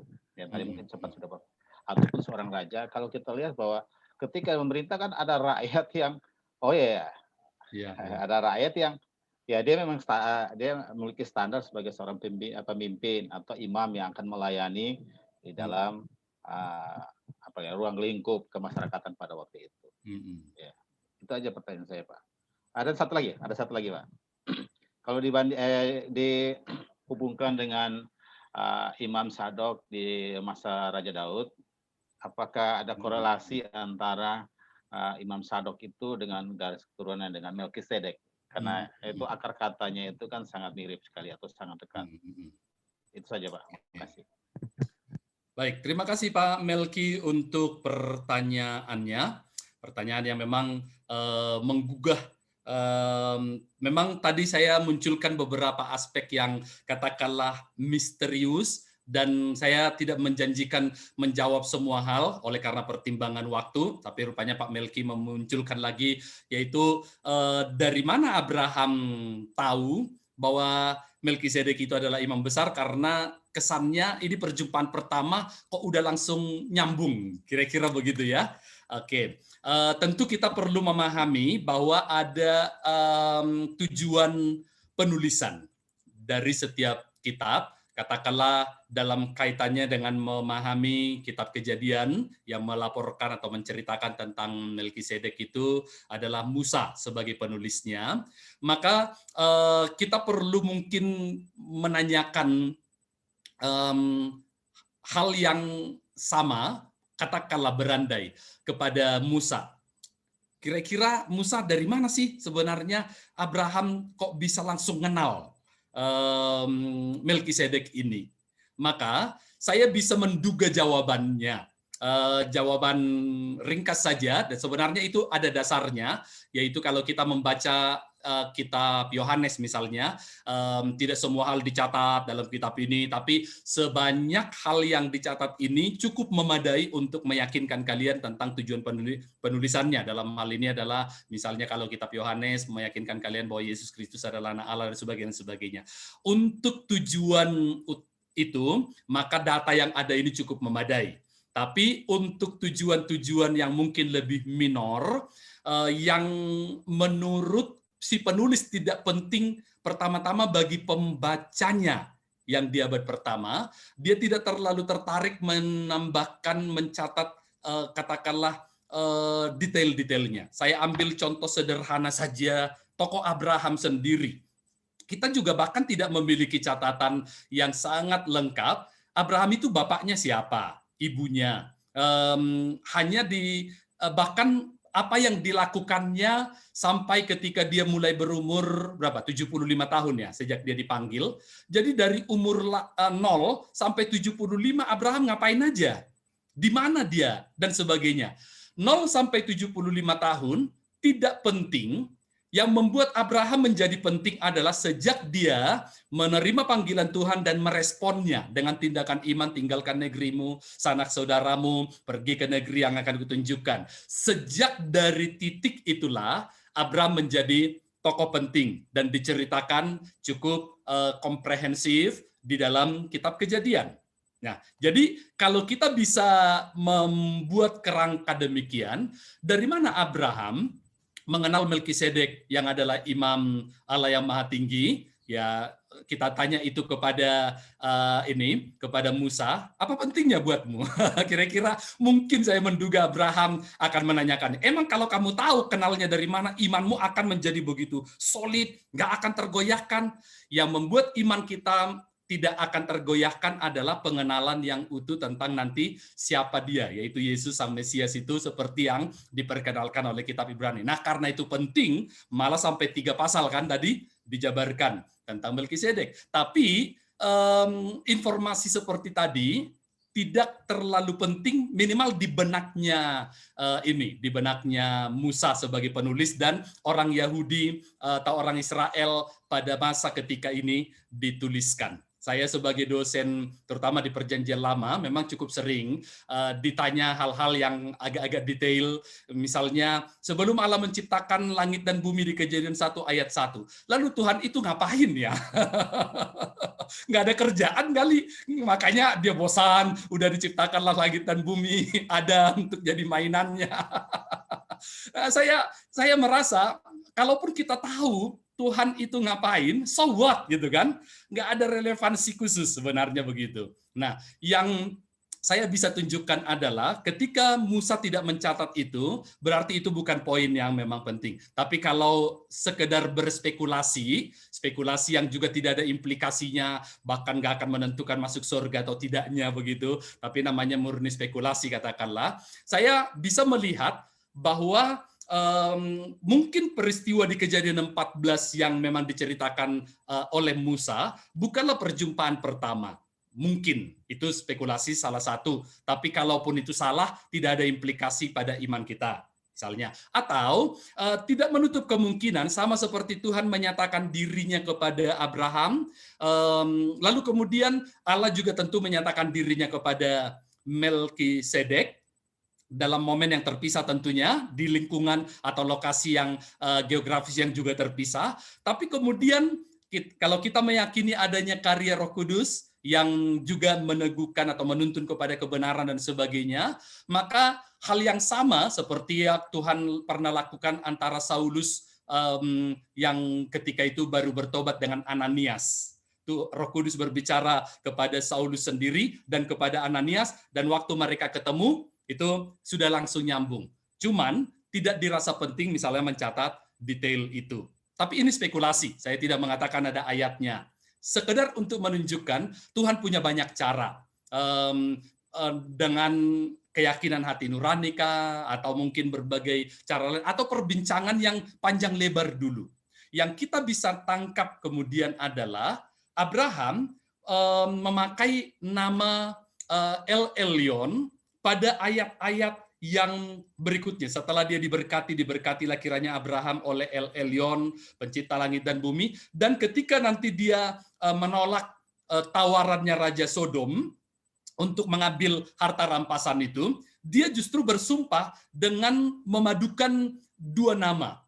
Aku bersumpah demi Yahweh, kalaupun kita menyebut itu Yahweh atau Adonai, Allah yang Maha Tinggi, El Elyon. Kalau kita mundur kepada pengenalan Abraham, belum pernah dia menyebut nama El Elyon atau penulis kitab Kejadian. Tapi di sini dia padukan dengan deskripsi yang sama. Oleh Melkisedek disebut dia adalah Imam Allah yang Maha Tinggi, pencipta langit dan bumi. Lalu kepada Abraham pun dia bersumpah dengan memakai nama Yahweh yang telah dia kenal, setidaknya begitulah di benaknya penulis kitab Kejadian ini. Dan ditambahkannya El Elyon, Yahweh, El Elyon dengan deskripsi yang sama, dia pencipta langit dan bumi dan sebagainya. Jadi memang ini sesuatu yang tadi, kalaupun kita anggap itu masuk kategori misterius, dalam pengertian saya menaruhkan itu misterius dalam pengertian tidak dirasa penting oleh si penulis dan tidak seinformasi yang dicari oleh pembaca mula-mula dari kitab Kejadian atau juga mungkin oleh Mazmur atau mungkin Ibrani. Yang dianggap penting lah dia seleksi, dia paparkan, bahkan dia jabarkan. Maka kitab Ibrani malah membahas lebih dalam, lebih banyak tentang Melkisedek dari kitab Kejadian karena ada tujuan penulisan itu tadi. Begitu. Jadi saya yakin ada caranya, cuman tidak terlalu relevan oleh penulis untuk menjelaskan dari mana Abraham tahu itu adalah Imam Allah yang Maha Tinggi dan El Elyon itu adalah Yahweh dan sebagainya. Ada cara tertentu yang kalaupun tidak penulis kitab ini tidak tertarik untuk menjelaskannya begitu. Tapi saya yakini roh yang sama yang bekerja dalam diri Abraham dan Melkisedek itu membuat mereka nyambung. Malah nggak nyambungnya dengan Raja Sodom, karena memang bukan roh Allah yang makanya pemikirannya lebih kepada soal harta. Kemenangan menurut versi Abraham di Kejadian 14 adalah kemenangan karena Yahweh, tapi kalau oleh Sodom adalah karena tentaranya. Makanya dia ingin ambil, ambil semua rampasannya, aku ambil tentaranya. Kalau kita memahami lebih jauh dari ini pasukannya, sebenarnya bukan tentara, itu pasukan orang yang dadakan. Tapi dengan kesadaran Abraham, kemenangan kami kan bukan karena orang-orangku ini, karena mereka bukan tentara terlatih, tapi karena ada Yahweh. Apalagi diteguhkan pula dengan diberkatinya Abraham oleh Melkisedek setelah itu lagi. Gitu. Jadi lihat paradigmanya, berarti roh yang sama yang ada pada Abraham dan Melkisedek tidak ada pada Raja Sodom atau Kedorlaomer dan sebagainya. Itu implisit, tetapi punya dasar yang kita bisa gali. Sebagai pengkhotbah kita bisa mengambil sih makna spiritual dari hal-hal yang seperti itu. Begitu Pak Melki?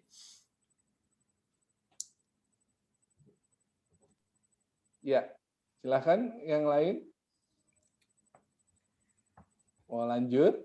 Pak Udus, melanjutkan apa yang Pak Melki sampaikan tadi, karena memang kalau kita melihat Melkisedek ini seperti tipologi dari Kristus. Betul. Di Perjanjian Baru begitu ya. Ya. Namun contohnya sejarawan Flavius Josephus bilang bahwa Melkisedek ini adalah nama dari Kanaan gitu ya, Raja Kanaan, salah satu Raja Kanaan. Namun yang menarik begini Pak, ada beberapa penafsiran yang bilang bahwa Melkisedek ini adalah semacam teofani lah begitu ya, teofaninya atau penampakan diri Kristus pada Perjanjian Lama. Nah, kira-kira menurut pandangan Pak Udus bagaimana dengan hal ini Pak? Makasih. Iya. Baik, kebetulan saya baru ingat, tadi Pak Melki juga bertanya tentang kaitannya dengan Imam Zadok ya, yang tadi sebelum secara spesifik saya jabarkan. Kebetulan ada kaitannya juga, salah satu perbincangan mengenai Melkisedek. Pertama saya mulai dulu dengan pandangan tentang teofani, itu dianut oleh gereja Ortodoks, di mana Melkisedek itu adalah teofani dari Kristus. Dan dalam doa-doa tertentu nama Melkisedek walaupun penekanannya kepada Kristus itu juga dihubungkan gitu dalam pola liturgi mereka. Kalaupun perlu dipahami bagi yang mungkin agak awam, teofani itu adalah penampakan Yesus di masa Perjanjian Lama atau sebelum dia sendiri lahir hadir secara fisik sejak dari era Perjanjian Baru. Jadi dia hadir bukan sebagai sesuatu yang abstrak tetapi konkret dalam bentuk tubuh, bisa diraba atau bisa dilihat dan sebagainya. Sekedar bahasa awamnya teofani saja. Nah, dasar dari gereja ortodoks misalnya memahami ini adalah teofani adalah karena ketika dikutip tadi ayat yang saya sebutkan tentang perkataan Daud, dia berkata kepada Tuanku duduklah di sebelah kananku sampai aku membuat musuh-musuhmu tunduk di bawah kakimu dan sebagainya. Dan kemudian penjelasan Yesus adalah tuh lihat, bahkan Daud sendiri leluhurmu itu menyebut aku sebagai tuannya. Berarti ada teofani yang oleh Daud sendiri telah nubuatkan. Dan kita ingat tadi bahwa perkataan Daud yang dikutip oleh 3 Injil itu mengacu kepada kitab Perjanjian Lama. Memang tidak disebut secara khusus Melkisedek. Baru pada ayat yang berikutnya nanti Daud menyebut nama Melkisedek. Tetapi kata Tuanku dan sebagainya itu belum spesifik. Nah, saya sendiri walaupun membuka kemungkinan itu, tetapi kurang cukup diyakinkan kepada pemahaman bahwa ini adalah Melkisedek itu adalah teofani.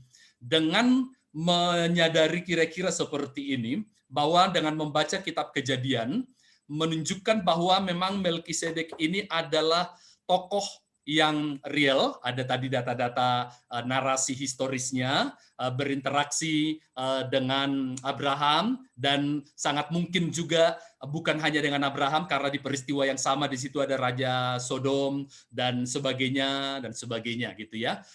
Biasanya teofani itu terbatas hanya dinyatakan kepada sang tokoh.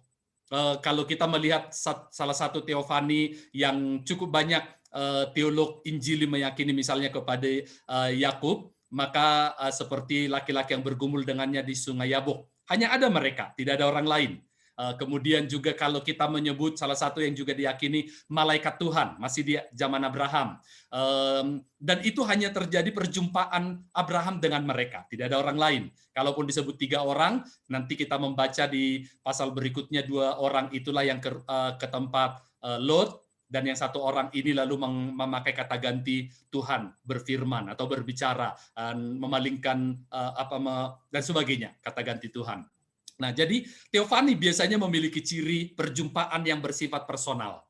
Sementara di Kejadian 14 tidak demikian. Ada Raja Sodom terlibat walaupun perbincangannya berbeda tapi pada event yang bersamaan. Satu menawarkan harta kekayaan, sementara Melkisedek datang dengan tugas sebagai imam membawa roti dan anggur, dan ternyata Abraham lebih tertarik kepada hal yang sederhana tapi sungguh lebih mulia. Tadi saya jabarkan makna rohaninya misalnya dari sisi itu.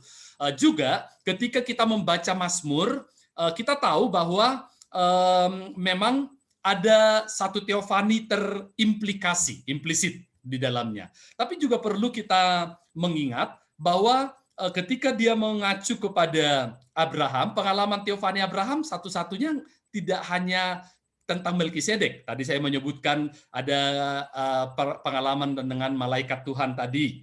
Mungkin juga kalau bahkan menyebut peristiwa yang lain, kalaupun itu tidak secara implisit lagi tentang teofani, tapi Tuhan hadir dengan suara yang audible, misalnya pada pengorbanan Ishak, sangat audible tapi tidak melihat sesuatu dan sebagainya. Sehingga ada aspek tertentu yang masih meragukan untuk mengkategorikan Melkisedek sebagai teofani. Tapi kalau kita memakai istilah teologis tipologi lebih memenuhi syarat. Jadi ada tipenya yang adalah Melkisedek, karena kalau kita memahami tipologi itu ada berbagai bentuk, bisa nama tempat atau jabatan, atau bisa tokoh, atau bisa peristiwa, atau bisa apalagi, dan itu menggambarkan natur atau pribadi Yesus dan karya-karyanya.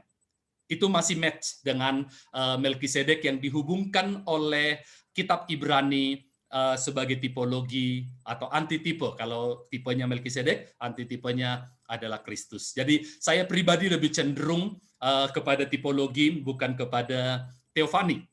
Namun, bahkan sekiranya kita memberi ruang, tadi saya memberi ruang juga untuk kemungkinan teofani itu, tidak ada hal yang esensial pada iman Kristen yang bertambah atau berkurang, kalaupun kita menempatkan ini pada teofanika atau tipologi. Sama-sama meneguhkan iman jemaat abad pertama dan bagi kita juga pada masa kini. Sehingga buat saya tidaklah terlalu signifikan mengkategorikan ini ke sana. Kemudian mungkin tadi beberapa kemungkinan seperti baik Flavius Josephus yang menyebutnya Raja Kanaan, memang bahasa Kanaan itu punya beberapa makna. Misalnya seluruh tanah perjanjian sering disebut sebagai tanah Kanaan.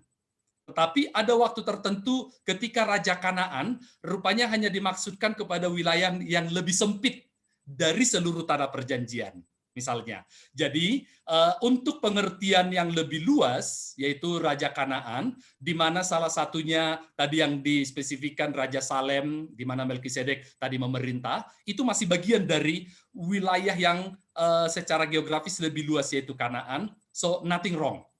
Bisa saja Kanaan adalah kawasan yang lebih luas, dan di dalam Kanaan itu ada kota yang namanya Salem di mana Melkisedek memerintah sebagai raja, ada Sodom di mana nanti raja ini memerintah, raja apa lagi, itu saya kira bukanlah kontradiksi tapi bisa komplementari, saling melengkapi. Jadi Flavius saya pikir tidaklah terlalu berlebihan mengganti nama, hanya memakai istilah yang lebih general. Nah, yang agak memang memunculkan pandangan tentang Imam Zadok yang sepanjang data Alkitab tidak pernah memang menyebutkan mereka keturunan dari Melkisedek. Data Alkitab dulu. Kalau jadi berarti di luar data Alkitab kita bisa memasukkan itu kepada aspek atau mengandalkan dulu data historis. Tapi sayangnya data historis pun ada diskontinuitas. Setelah Melkisedek dilaporkan atau diceritakan secara narasi di Kejadian, ingat tadi karena dia adalah orang yang tidak bersilsilah, maka lanjut silsilahnya ini tidak ada laporan baik secara di Alkitab, biblikal, maupun ekstra biblikal semacam data historis. Berarti saya memasukkan kategori klaim Imam Zadok ini kepada spekulasi. Spekulasi kaum Yahudi yang memang terutama keimaman Zadok, ingat Imam Zadok ini ada pada era setelah masa pembuangan, ketika kita tahu bahwa di masa itu peran imam ini mulai tergerus karena mereka sudah tersebar di rumah-rumah atau di komunitas-komunitas, dan karena tidak ada lagi orang Lewi, keturunan khusus dari imam ini yang akan memimpin, maka dilahirkanlah sekolah-sekolah tafsir dan lahirlah ahli-ahli Taurat berdasarkan denominasinya. Nanti ada Farisi, ada Saduki dan sebagainya. Dan mereka perlu klaim kami ada keistimewaan loh, gitu. Nah, jadi disinilah mereka mencoba menghubungkan. Nah, salah satu penjelasan yang saya temukan kira-kira demikian. Kenapa perlu orang atau kaum Zadok ini yang memang kebetulan arti namanya juga dari akar kata yang sama, Zadok, Sedek, itu akar katanya sama. Bisa saja itu cocok logi untuk menambah bargaining power, ya, daya tawar mereka yang di era mulai pembuangan kan mereka kaum Lewi kan atau kaum imam kan tergerus karena tidak mesti orang Lewi lagi. Kalau kita sudah di pembuangan dan tidak ada yang terdidik, terlatih, ya udah siapa yang bisa, yang penting dia tahu membaca Taurat, dia bisa menjelaskannya, dia bisa memimpin upacara, jadilah ahli Taurat atau kepala rumah ibadat tanpa harus mewajibkan lagi misalnya aturan-aturan keimaman Harun. Nah, jadi untuk menambah imam besar itu tadi ya seperti imam besar yang di Petamburan itulah butuh klaim-klaim keturunan nabi gitu ya. Mungkin mirip itu. Jangan-jangan dia belajar dari Melkisedek gitu. Sehingga dia harus klaim dulu aku keturunan dari nabi. Anyway, saya hanya menunjukkan itu sudah masuk dalam ranah spekulasi Pak Melki. Jadi bahkan kalaupun itu benar, sekali lagi saya sudah menunjukkan tadi seperti beberapa poin yang tadi, itu tidak menambah atau mengurangi esensi iman kita. Yang esensi adalah seperti yang dipaparkan panjang lebar oleh Ibrani. Siapa Yesus dengan semua dimensi jabatan, nama, gelar, dan sebagainya. Dan kalau kita memahami itu dalam keutuhannya, kekaguman kita dan iman kita di dalam Yesus nggak akan tergoyahkan. Begitu. Amin, Ya, saya Wow. pikir apa yang disampaikan Pak Hodus sejak awal memang menunjukkan bahwa progressive revelation ini terjadi gitu ya Pak, sampai Betul sekali. dari Melkisedek sampai kepada Ibrani. Thank you Pak, mencerahkan sekali. Iya. Iya. Oke, terima kasih Pak Victor, Pak Melki yang sudah bertanya, juga Pak Hodus yang sudah menjawab pertanyaan. Silakan Pak Jeffrey. Iya Pak, saya melihat Tuhan itu luar biasa ya. Dari penulisan tentang Melkisedek yang sangat minim di Perjanjian Lama, terus itu merupakan satu hal yang dipakai oleh penulis Ibrani untuk menegaskan tentang kemesiasan, status Tuhan Yesus sebagai raja sekaligus imam begitu. Ternyata ada sesuatu yang Tuhan rencanakan lewat peristiwa dari Perjanjian Lama sampai Perjanjian Baru ini gitu ya. Sesuatu yang sangat luar biasa. Nah, saya mau tanya, mungkin dalam kehidupan, maksudnya pada zaman Perjanjian Lama itu sendiri, apakah memang ada kerajaan di mana rajanya merangkap sebagai imam? Apakah ada maksudnya model yang lain di luar kerajaan Salem ini, Pak? Sehingga itu merupakan sesuatu yang memang ada, maksudnya secara historis memang ada kerajaan-kerajaan yang seperti itu, atau hanya kerajaan ini saja yang ada. Dan saya bisa membayangkan kalau memang kerajaan ini betul-betul ada dengan istilah rajanya namanya Melkisedek, rajanya di Raja Salem yang Shalom itu, saya bisa membayangkan negerinya itu begitu makmur, luar biasa, damai sejahtera gitu Pak. Pasti kan ada suatu catatan yang signifikan begitu Pak dari kerajaan ini. Baik, segera setelah masa Bapa leluhur dan kemudian Israel nanti dalam kepemimpinannya Musa, di mana Musa menerima Taurat, dan kalau kita menghitung urutannya, inilah Bapa leluhur di mana Melkisedek ada, lalu kemudian generasi yang keduanya Ishak, generasi ketiganya adalah Yakub yang bernama Israel, dan kemudian generasi keempatnya adalah 12 anaknya, dan setelah 400 tahun nanti di Mesir, baru mereka sebagai satu bangsa dipimpin oleh Musa keluar, kemudian masuk ke tanah perjanjian, menaklukkan, menduduki, mewarisi. Apa yang diterima oleh Musa dalam sistem keimaman Harun, barulah mulai diterapkan secara lebih penuh, walaupun sudah mulai berlangsung sejak masa perjalanan di padang gurun, tapi lebih penuh setelah di tanah perjanjian. Nah, kalau dari sejak zaman Musa sudah ada tadi pemisahan jalur ini keimaman hanya dari Harun, dan kalau raja itu dari sejak Yakub sendiri sudah menyampaikan nubuatnya di Kejadian 49 terhadap Yehuda, tongkat kerajaan tidak akan beranjak dari Yehuda dan lambang pemerintahan dari antara kakinya sampai dia yang berhak datang atasnya dan kepadanya akan takluk bangsa-bangsa. Itu sudah ada nubuatnya di sana. Oke, jadi sejak Musa itu jelas berjalan menurut aturan keimaman dan tidak mungkin rangkap. Maka saya menyebutkan tadi dalam PowerPoint saya, di Melkisedek sebenarnya di antara orang-orang yang dicatat di PL ya, Melkisedek adalah satu-satunya yang menjabat sebagai raja dan imam sebagai rangkap. Tapi kalau kita membandingkan bangsa-bangsa di sekitar Israel, bukan Israel sendiri ya nantinya, maka jabatan rangkap ini ada pada beberapa bangsa sekitar, terutama dengan memahami bahwa pemerintahan raja-raja tertentu itu sangat-sangat kekuasaan di tangan satu orang, supaya tidak ada imam yang bisa ngerecokin. Ingat sistem teokrasi misalnya, raja tidak boleh rangkap supaya ada seperti tadi wasitnya, yang semprit kalau itu salah. Atau kalau dia mau bertanya kepada Tuhan, maka imam harus mempersembahkan korban, mendapat suara, maju berperang, atau tunggu, atau tunda, atau jangan, dan sebagainya. Nah, tetapi raja-raja tetangga, saya lupa, saya tidak terlalu secara khusus mencatat, ada yang memang menjabat ini secara rangkap, supaya itu tadi, kekuasaan itu tidak terbagi. Jadi dia mau memutuskan apa, bisa langsung mengatasnamakan Tuhan, karena dia juga adalah anak dari dewa mereka. Nah, Mesir adalah salah satu contoh di mana raja mereka sekaligus juga adalah anak dewa, anak dari dewa Ra.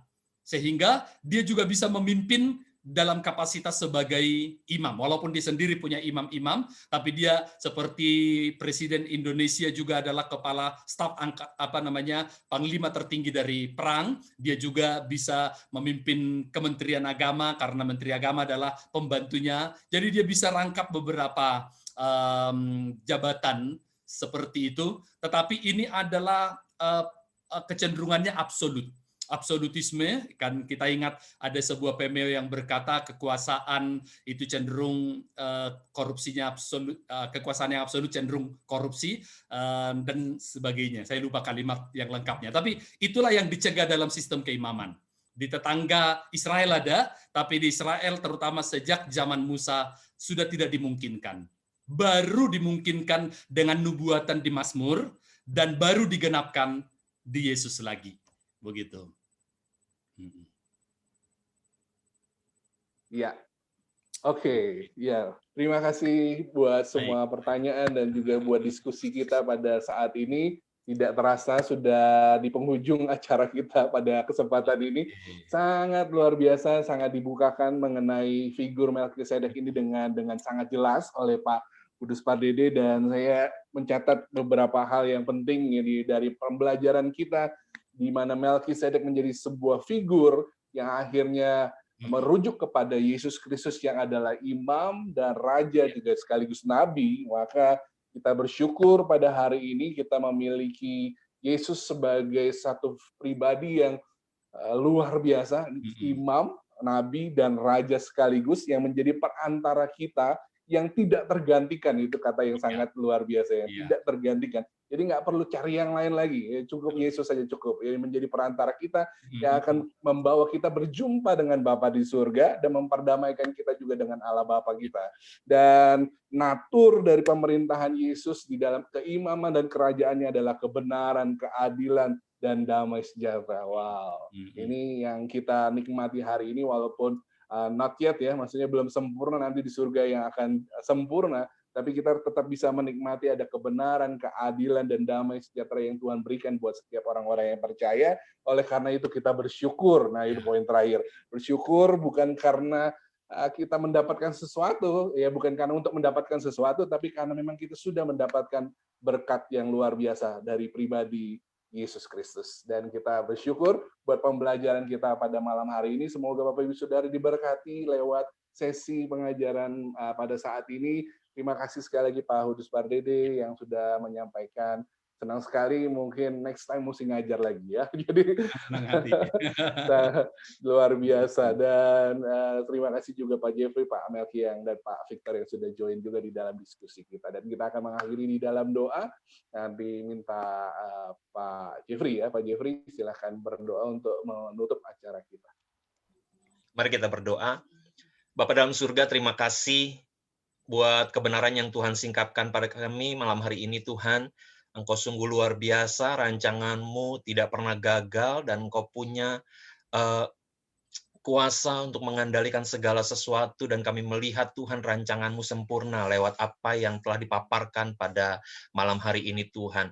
Bagaimana Engkau mengizinkan satu peristiwa, dan itu bermaksud untuk menjadi penguatan tentang pribadi Yesus pada zaman perjanjian baru. Engkau sungguh luar biasa, Tuhan. Kami melihat, Tuhan, rancangan-Mu itu tidak pernah gagal dalam kehidupan kami, dan kami dapat percaya bahwa rancangan-Mu juga tidak akan gagal dalam kehidupan kami. Kami juga, Tuhan, melihat bagaimana Engkau menyediakan segala sesuatu untuk meneguhkan anak-Mu Yesus Kristus menjadi Tuhan dan Juru Selamat dalam kehidupan kami, sehingga seperti yang dalam kitab Ibrani katakan, kami boleh memiliki keberanian untuk datang kepada Bapa karena Yesus Kristus telah menjadi imam bagi kami. Terima kasih Tuhan, Engkau tolong kami Tuhan untuk terus meneguhkan iman kami, percaya kami kepada Yesus Kristus sebagai Tuhan dan Juru Selamat bagi hidup kami Tuhan. Buat setiap orang yang mendengar Tuhan pemaparan pada malam hari ini ya Bapa, kami percaya iman kami juga semakin diteguhkan. Terima kasih Tuhan, Kau berkati hamba-Mu, Bapak Pendeta Kudus Pardede Tuhan, dalam setiap tanggung jawab pelayanan yang harus diembannya Tuhan. Kami percaya urapan Tuhan akan memperlengkapi hidupnya. Kuasa Tuhan akan menolong apa yang dia kerjakan Tuhan, Kau yang buatnya berhasil. Terima kasih Bapa, di dalam nama Tuhan Yesus Kristus kami berdoa dan mengucap syukur. Amin. Amin, amin, amin. Terima kasih buat Bapak Ibu Saudara yang sudah menyaksikan sampai selesai di penghujung acara ini. Sampai ketemu di dalam tayangan BFC Ignite berikutnya di waktu-waktu yang akan datang. Tuhan Yesus memberkati, tetap sehat semuanya. Shalom. Shalom, shalom. Shalom, shalom.